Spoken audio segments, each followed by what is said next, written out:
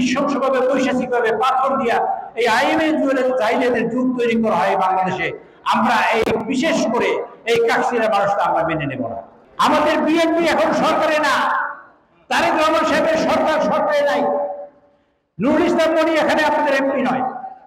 আমরা করতে পারি নিন্দা, আমরা দাবি করতে পারি সরকারের কাছে অনতিবিলম্বে স্পেশাল ট্রাইব্যুনালের মাধ্যমে এই হত্যাকাণ্ডের বিচার হোক এবং দৃষ্টান্তমূলক শাস্তি দাবি করছি, তাদের আমরা ফাঁসি চাই।